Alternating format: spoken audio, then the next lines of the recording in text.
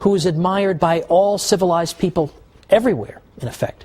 Look at St. Thomas. Look at the way he debated with people. First of all, if you look at his Summa Theologiae, or Summa Theologica, you see that it's arranged according to questions and answers. Thousands of questions he raises.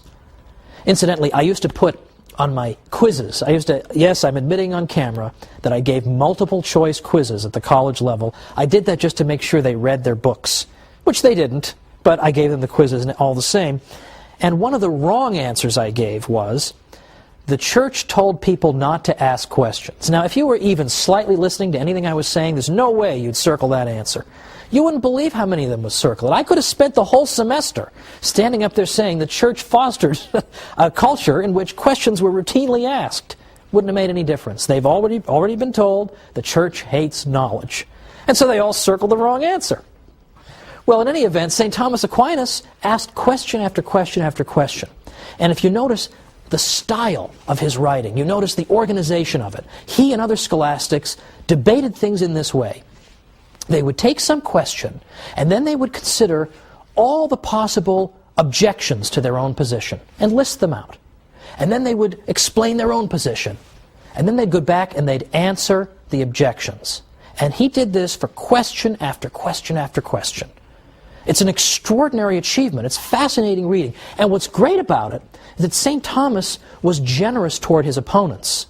St. Thomas wouldn't just make up some ridiculous argument, attribute it to his opponents, and then say, aha, I triumphantly answer this person. No, he would present his opponent's arguments as persuasively as he could. At least try to make it a little interesting, right? He would portray it as accurately as possible and as persuasively as possible. In fact, in some cases, St. Thomas would even think up arguments that his own opponents hadn't even thought of. And he would say, well, wait a minute, you guys also have this argument and this one. I'll give you those, and then he'd answer those. I mean, that is an honest debater. That's what Western intellectual life was like. And you see it in St. Thomas. It's organized in effect, the format of a debate, an ongoing debate with antagonists. That is an extraordinary achievement. That is what our Western civilization is about. It's not just uniformity, it's debate and discussion. Now, one of the great historians of science in our day is a man named Edward Grant. And he looked back at these medieval universities not long ago, and he found something very, very important there. And he said this, he said, what made it possible for Western civilization to develop science and the social sciences in a way that no other civilization had ever done before? The answer, I am convinced, lies in a pervasive and deep-seated spirit of inquiry that was a natural consequence of the emphasis on reason that began in the Middle Ages. With the exception of revealed truths, reason was enthroned in medieval universities as the ultimate arbiter for most intellectual arguments and controversies. It was quite natural for scholars immersed in a university environment to employ reason, to probe into subject areas that had not been explored before, as well as to discuss possibilities that had not previously been seriously entertained.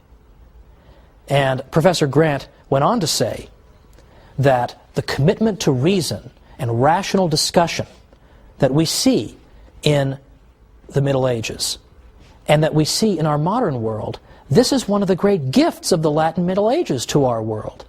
But nobody knows about it. And he said it must, unfortunately, remain one of the best-kept secrets of the past hundreds of years. Isn't that astonishing? We shouldn't keep it a secret, however. We should go around telling people about this, because it's an extraordinary aspect of our civilization. Let's just end with St. Anselm, for example, is another example of what I'm talking about. St. Anselm, although he lived just before the universities were getting started, but he had the same spirit of rational inquiry. St. Anselm, for instance, had a book in Latin, Cur Deus Homo, which has been usually rendered in English as Why the God-Man, or Why Did God Become Man? Because St. Anselm used purely rational argument to try to consider, why did God do the extraordinary? Why did he become man and dwell among us? If he wished to reconcile the human race to himself, why did he not simply make a declaration from heaven. Why did he become man? And St. Anselm explained this by using his own reason, thinking about it. But what St. Anselm is known for the most, perhaps, among philosophers, is that he asked another rational question: does God exist? And he began to use reason to try to uncover the answer to that question. Does God exist? St. Thomas picked up this question, of course, and he had 5 ways that he used to demonstrate that God existed. And this is where we're going to pick up next time, because this intellectual tradition of debate and discussion and reason turns itself on the faith itself and asks questions like, does God exist? And if so, can we demonstrate it? And I'm going to suggest that they did it. How did they do it?